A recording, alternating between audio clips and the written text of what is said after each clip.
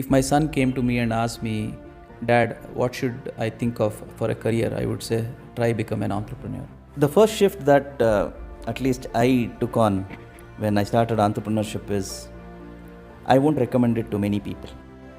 Most or some of the features that you see in their Apple Watch, including the user interface for the Apple Watch, was built by us. You may delay hiring a few good people, but hire good people. Money is important to run a business, to improve your quality of life. I keep saying this, that our fixed assets go home every evening. One day I want to drive a BMW like my boss. If you drop out, you'll become a better entrepreneur. That is also a myth. I would put customer second. I would put your employees first. Hello everyone, my name is Prabhakar Pai and this is Manvanth, and on my left Ravindra Kini, founder of Affordable Business Solution, and Narendra Kini, founder of Touchpoint. So my first question is, can you share your journey, where did you study and what did you study? We, both of us are from Bangalore, and all of our education has been in Bangalore. We studied in Central School, Kendriya Vidyalaya Malleshwaram, and then we were identical twins, born, and we took our own ways in graduation. I took up commerce and he took up science. So I completed my bachelor's in commerce from MES College and completed my cost and management accountancy after my graduation. Yes, I did my industrial engineering from BMS College of Engineering. And after graduation, while I was working on my first job, I did a proficiency course in engineering consulting from Indian Institute of Science. That's really great to know. I would also like to ask you guys, what was your purpose? What was the why that you started business? To me, I think I would like to call it a midlife crisis. It was in 2000 when the 9/11 incident happened. I was working for a software company, and most of the customers that we had, I was the CFO in that company, and most of the customers in that company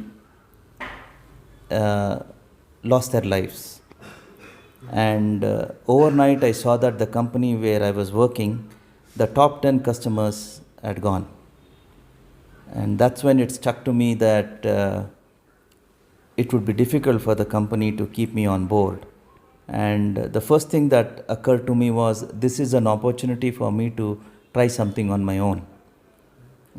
That's when I met an ex-colleague of mine who had worked with me in AT&T and subsequently NCR Corporation, who was also, I would say, looking at entrepreneurship.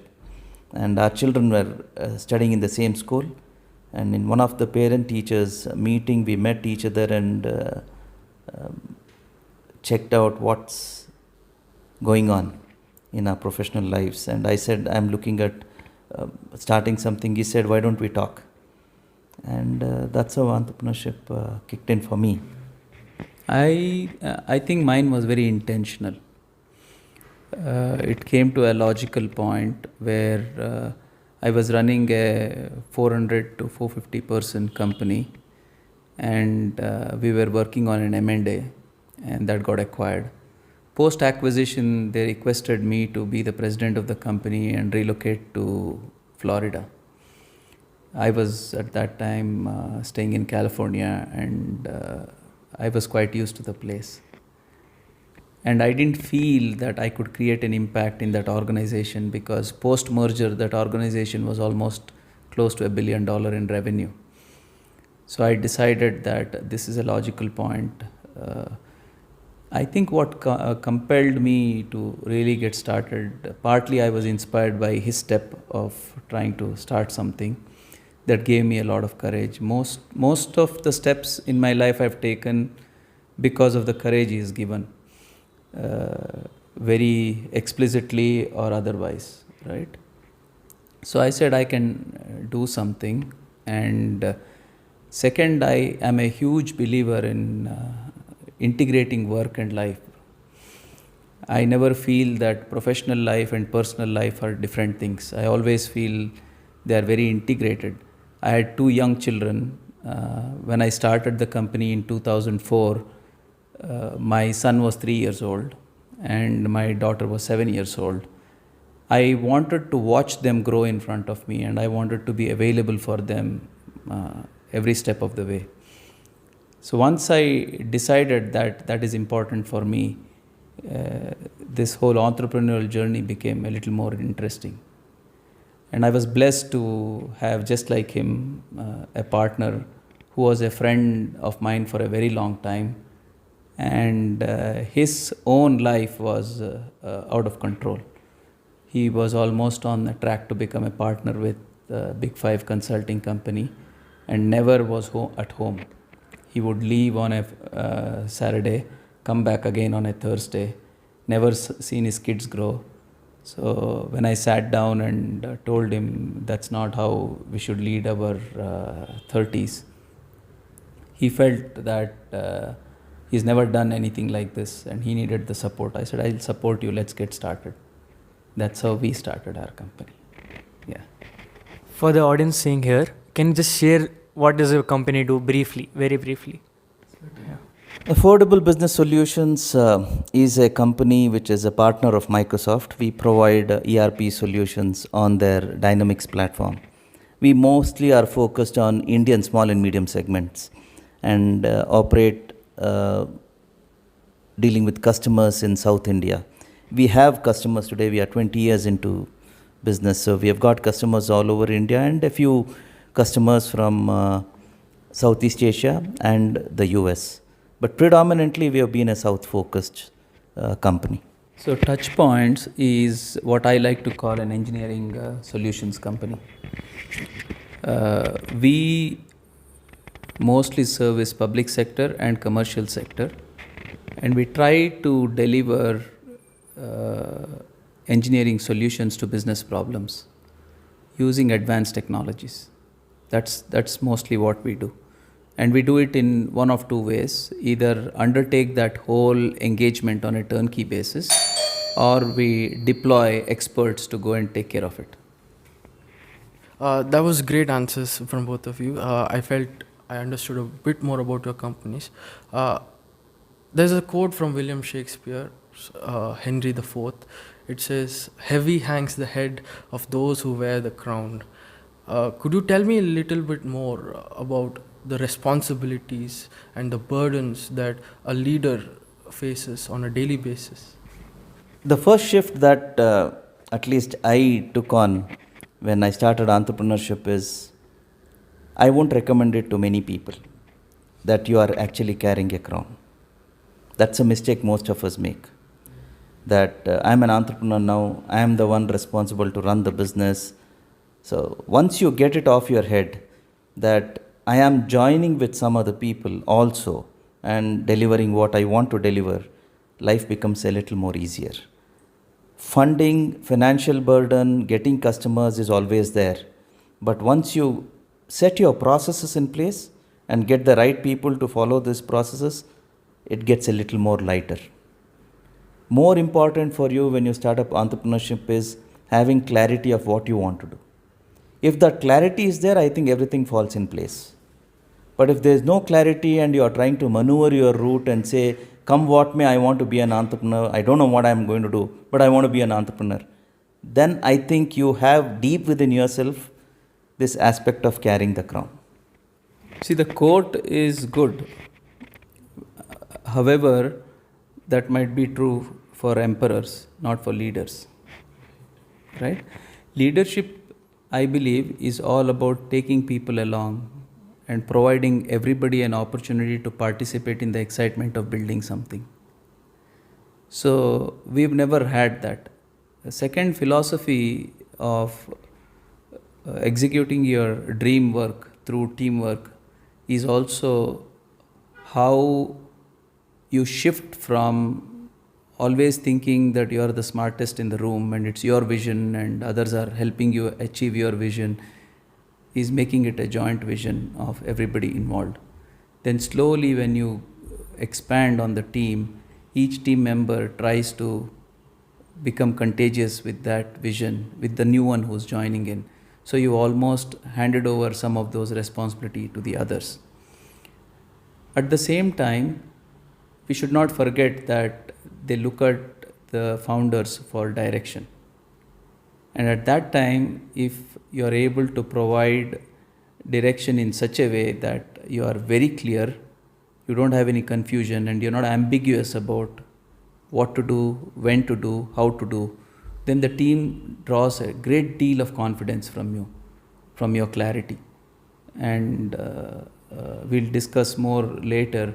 What you do outside of work has a great deal of influence on what you do at work. That's why I keep saying it's a very integrated lifestyle.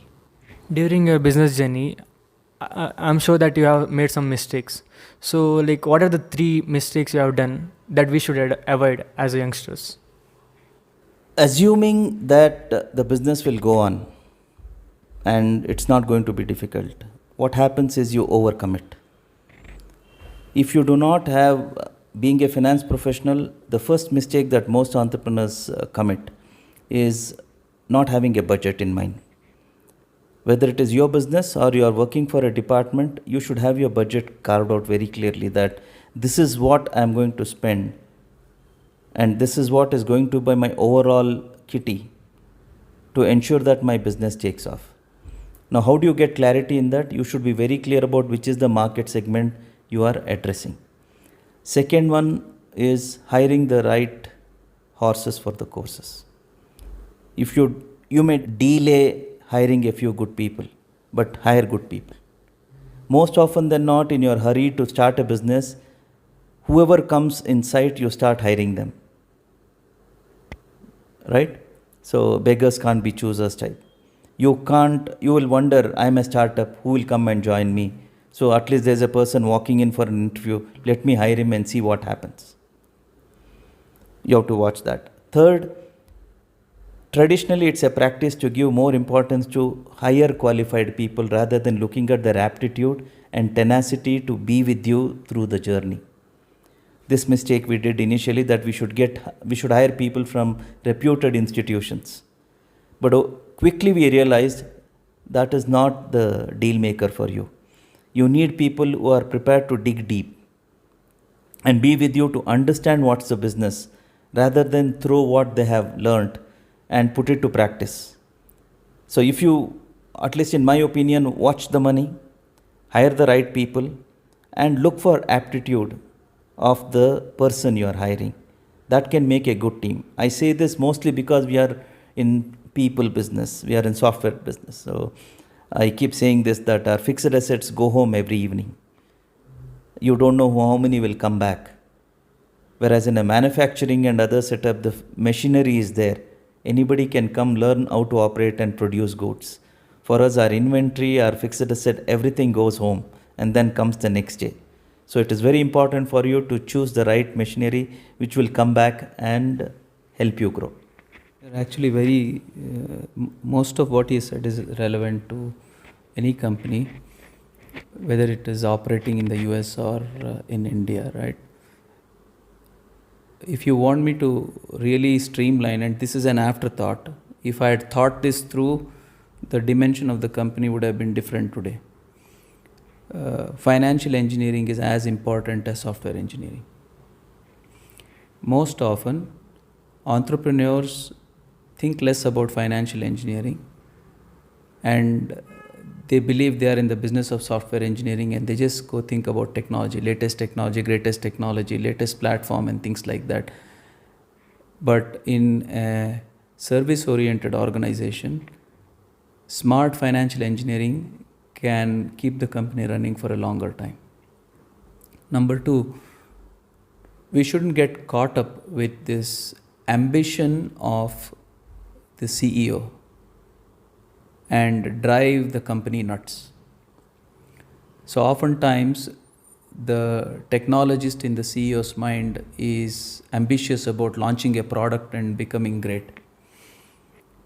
And the second lesson I say is, it's okay to have aspirations of building a product, but decide how long will you put your resources behind it and when will you call it quits. In the course of running Touchpoints for 20 years, we launched 2 products. The first one was ahead of its time, and we decided to pull it off the market because very soon Facebook built the same feature in their product. The second one was an AI product, which again we were ahead of the market, but luckily we got a good exit there and Accenture bought that piece from us. In both cases, we had decided within what time frame, how much resource we would spend. In the first case, we shut it down. In the second one, we exited. That's the second advice I would. Third, people first. Under any circumstance, and when you say people, it's not even your customers. This whole notion of customer first is misplaced. I would put customer second, I would put your employees first. Because if you have the right employees, you take good care of them, they will take care of the customers. But if you say customer first, you're already putting your employees second. And they will think at any cost, if the customer yells, screams, or calls us out, our boss is going to fire us. So they'll work with that sentiment of either insecurity or not being the most important person in the room. Every meeting they will feel like second-class citizens. That's not good for a company. So irrespective of who the customer is, learn to defend your employees, learn to give reasons, and you take it on you and say, I probably guided them the wrong way, but rest assured, we are not accidentally around for 20 years. We have done something right. We'll fix this for you. Then your employees will draw a lot of confidence from you and they will make sure that they can go out and complete the work for you. Does that make sense? We talked about mistakes and all the things that you should avoid as an entrepreneur. But going on that topic, 2008 market crash happened, the stock market, housing market crash, and then very recently 2020 COVID-19 market crash. So how did you guys as entrepreneurs take this as an opportunity for possibly growing the business or improving the current status quo when those kind of events happened? Interesting that you bring these 2 days timelines. 2008 was a very, very crucial year for affordable business solutions, to the extent that we as founders sat across and talked about saying, should we wind up?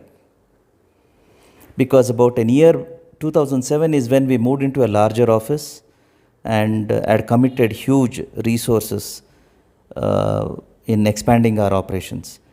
Overnight, within a fortnight, we had hired 30 new resources. From 35, we had moved to 65 resources, just because it was a 65-seater office. And then 2008 happened.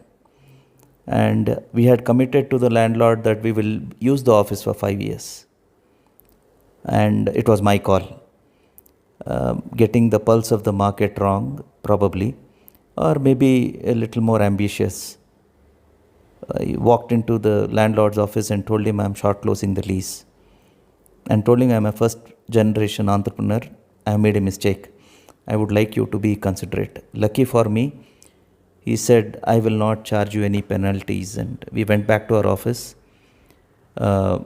We discussed what should we do. And my partner said, we will continue. Maybe we'll pledge the building and take some, because this is going to be a short cycle.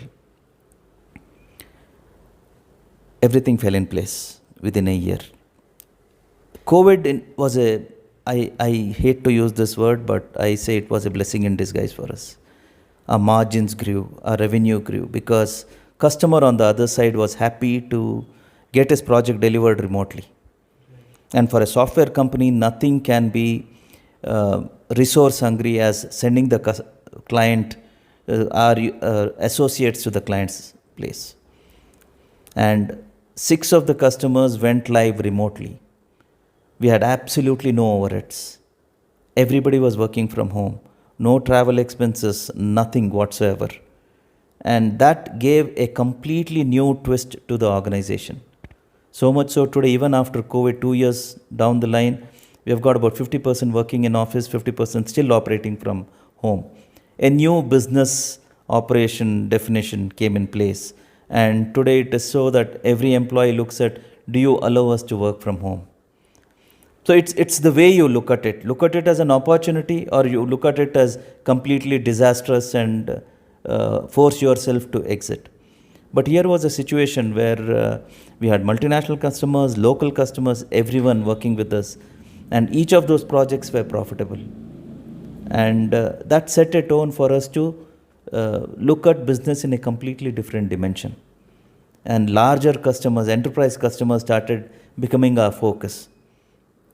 We were always focusing on SME until then, saying that we should not stretch beyond, like the famous saying in our local terminology, don't stretch beyond the blanket, right? So we said, okay, here is an opportunity. There's a big, large customer coming into our fold. Let's go and explore. That became a success. Our principals, Microsoft, started looking at us as a small, effective boutique consulting company with just about 60 people on board who were delivering projects on time every time. So you look at it that way. When you get an opportunity, grab it. Just make sure you give that freedom to your associates to go and work from home, but have your checks and balances in place to make sure that your productivity doesn't drop. And we have a different way of functioning today. Yeah, I think, we started in 2004 and we grew beyond our expectations in an area that was very narrow. It was subprime mortgage. And that's the crisis that happened in 2008. We had one customer where 90% of the business came from, and it was the largest customer in most of US. When the subprime mortgage happened, that crisis actually consumed the chairman of the company. So immediately they folded. So basically our carpet got pulled underneath our feet, right? So at that time, I believe we were about 60, 70 people strong. Overnight, they pulled 50, 55 off the project. But when I went to the US in the early 90s, I'd learned a lesson. It was recession at that time. But I was oblivious to what recession is. I'd landed. My challenge was to grow the business in a particular industry. And I just looked at opportunities. The lesson I learned there is when there is crisis in the market, business has to go on. So you don't try to always win new business from new customers. You be so alert that your competition will drop their guards. They'll become complacent. And if you are overactive and you are committed to service, customer will take that business and give it to you. That's how I had grown in the 90s. I practically eliminated competition because they were not doing a good their quality was low, responsiveness was low, their ability to pay the right price in the market or demand the right price was not right. Those things helped me. So I took those lessons, we diversified our portfolios, and we decided on what is known as a profit zone model. I came up with this idea of a pyramid where I said, bottom of the pyramid in this company will always have critical mass of employees who will be always having something to do. They may be low margin businesses. They may not be the most popular customers, but we will always be meeting our bills through them. Then the next tier will be strategic customers whose logos will win us all the accolades, which means visibility, right? Branding we'll get from these customers. And the spear of the pyramid, the topmost area, will be for strategic consulting, where on the basis of my accomplishments in the industry or my partner's accomplishment, the customer calls us and asks for advice. So we become trusted advisors. So it's a top-down approach. So since then, which is from 2008 to now, we've operated on that model. Our portfolio is well diversified. Many run away from public sector because the payment comes slow, the projects are old technologies and they are slower.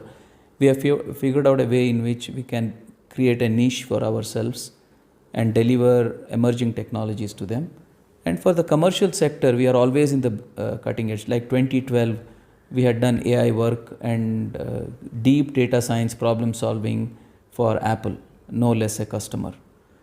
Most or some of the features that you see in their Apple Watch, including the user interface for the Apple Watch, was built by us. So we were ahead of the game. That helped us prepare for what was coming later, which is the AI wave, which all of us are seeing now. So the wave actually came 10 years later, and we had already, wet our feet, figured out what to do, what not to do, armed ourselves with good people, etc. Right? So every 5 or 6 years, first it is the .com boom and bust that teaches you. Before that, it was the Y2K, right? Then you had the subprime mortgage crisis. There was 9/11. Then now, again, we have a crisis in the US where technology companies are laying off a lot of people, and they're not taking in employees to build new products. They're rethinking, including the Googles of the world and the Facebooks of the world. They're rethinking their strategies.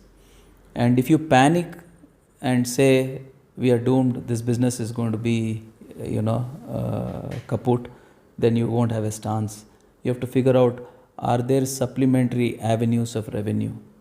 Can we use our understanding of the marketplace and position? Like, for example, if ABS were not to switch on managed services approach, cloud-based services of deploying, at the time of COVID, they would not be ready, where remotely they can deploy solutions. Similarly, data engineering and cloud architecture was our competency, which we could deliver, because we have been an organization 100% remote from day one. So for us, getting used to COVID there's nothing to get used to. All our employees work from home. We gave them that freedom. They're used to being productive.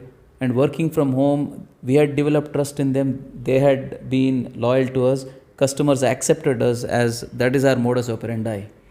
And we didn't have to necessarily go convince them, can these people work from home? Will you continue to do this? Of that sort. So our framework of operation on mutual trust and respect seemed to come through for us during the COVID crisis. Okay, if somebody from the audience wants to be an entrepreneur, so as a student, what should they focus on? 3 things. See, being an entrepreneur is an excellent thought for the current generation, at least the batch that you people have joined this course because you want to be entrepreneurs. I think first ideation should be very clear. Don't be an entrepreneur just because you want to use the tag of being an entrepreneur. Get your ideas in place, and I would strongly recommend that it is good to work for a couple of years in a company to understand how things are managed, especially if you are a first generation entrepreneur. And your idea is something completely different from even if you are running a family owned business.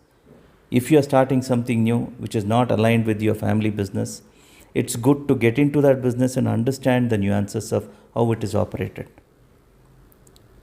We have heard of 21-year-old to 35-year-old people getting funded millions of dollars because the idea is good. Most of them have gone kaput because inability to manage, not just failure, even inability to manage success, overcommitting, not able to get the right resources in place. So, firstly, get your ideas very clear. Second, it's good to get experience and understand the nuances before getting into your own business.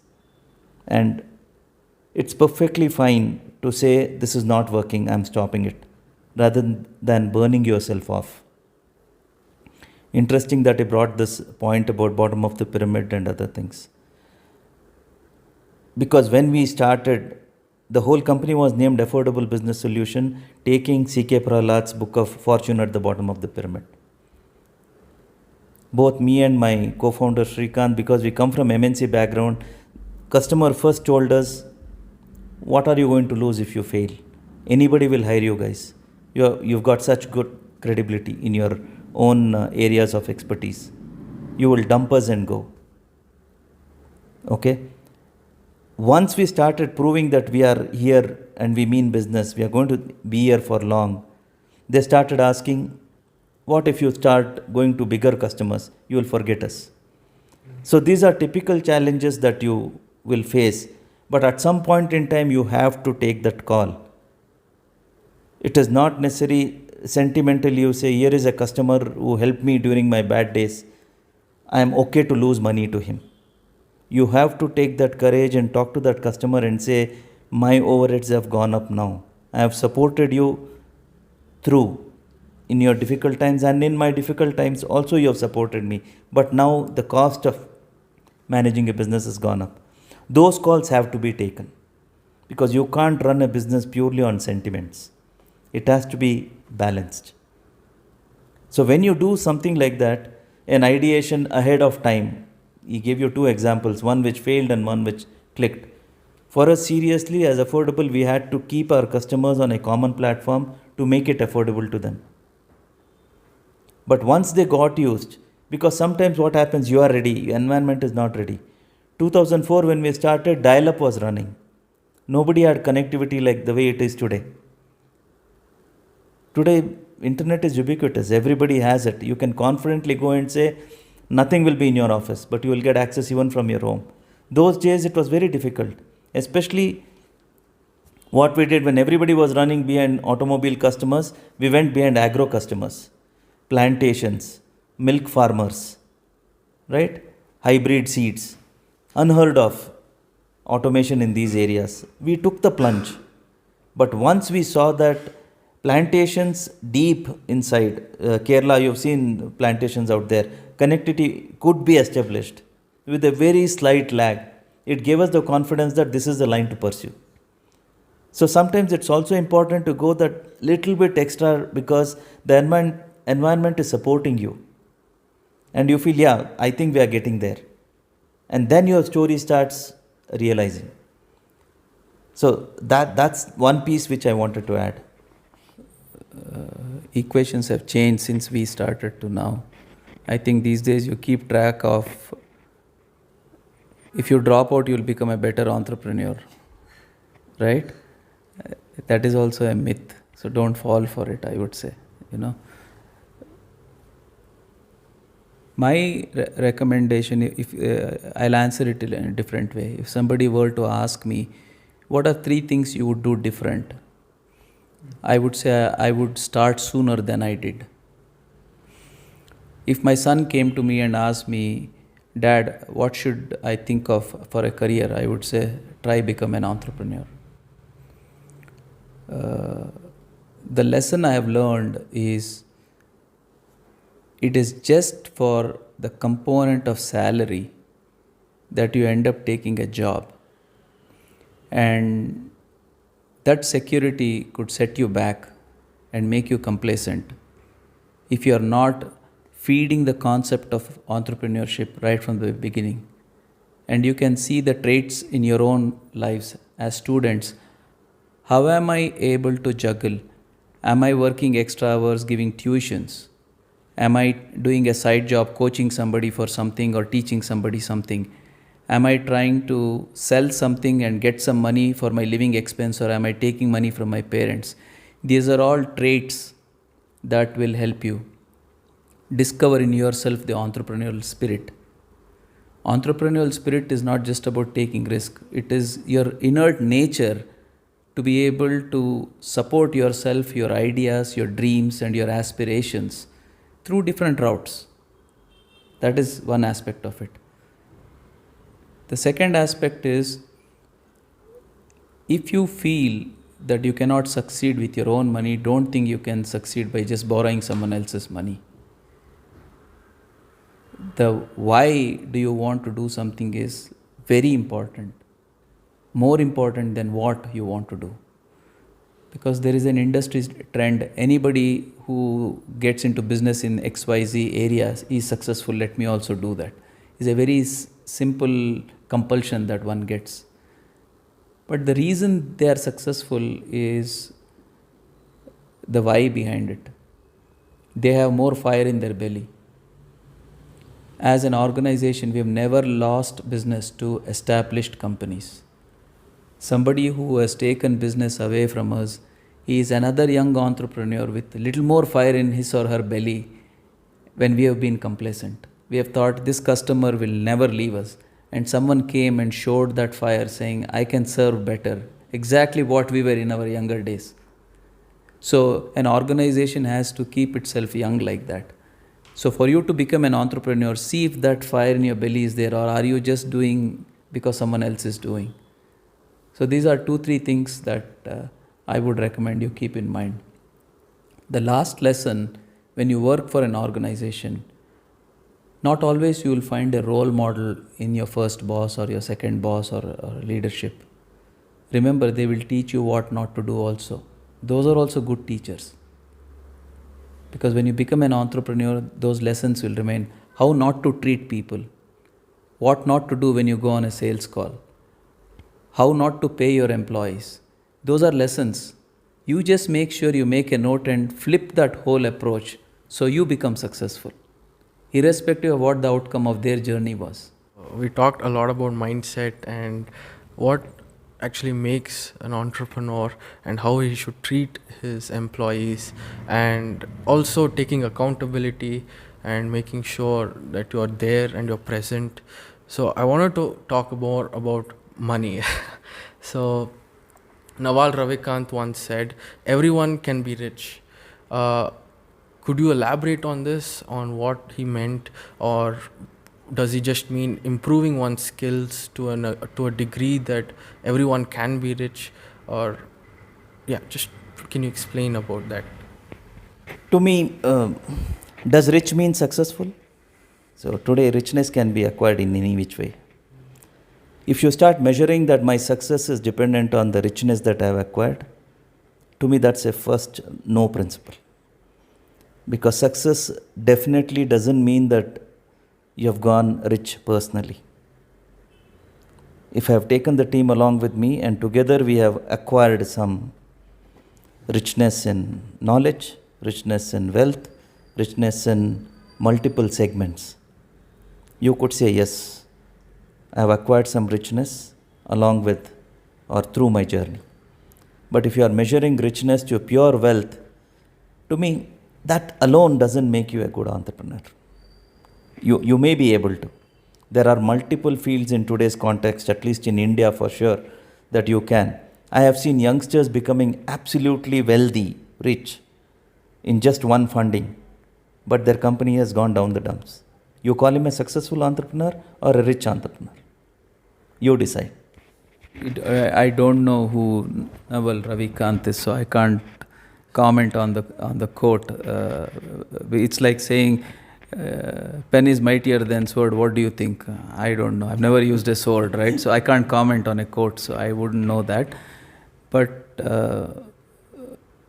I would say definition of success is different for different people. And if you focus on the outcome, on quality of relationships, quality of your customers that you acquire, the quality of the business that you do, set clear parameters of when to say no to business, however tempting it is to take that business, then all the associates that work with you will get an idea that I don't think my boss is going to sign off on this deal. For him, money is not everything. That's one. Second, you lead by example. If you take all the profits and build swankier offices, buy luxury cars and build mega offices, employees look at that. Some take a sense of pride in that, and they will make material acquisition as the reason for you to be the role model.